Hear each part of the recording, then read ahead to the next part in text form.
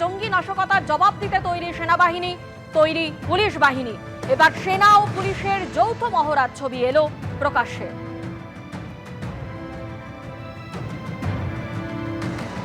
P4 insulated water tanks, kitchen and bath fittings, বিশুদ্ধ জল, সুস্থ জীবন, P4 আজীবন।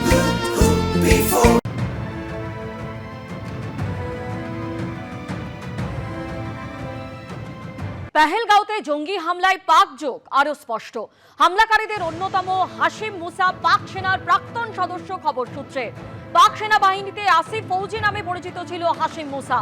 পাক স্পেশাল ফোর্স এসএসজির সদস্য ছিল মুসা। এবার কোথায় মুখ লুকোবে পাকিস্তান? নিজেদের দোষের কথা জানে বলেই কি ভয় কাঁপছে পাকিস্তান?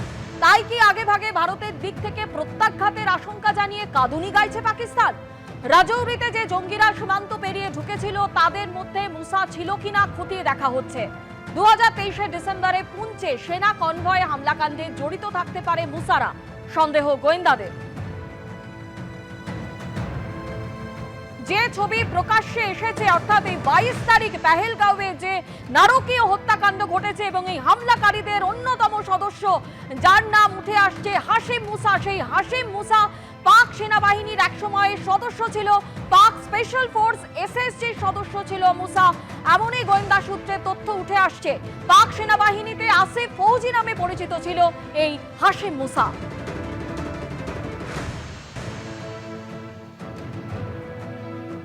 অর্থাৎ কিনা জঙ্গি হামলায় পাকিস্তানের সরাসরি যোগ একেবারে প্রকাশ্যে। এবার কোথায় মুখ লুকোবে পাকিস্তান?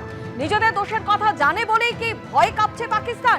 আর তাই কি আগে ভাগেই ভারতের দিক থেকে প্রত্যাঘাতের আশঙ্কা জানিয়ে কাঁদুনি গাইছে পাকিস্তান?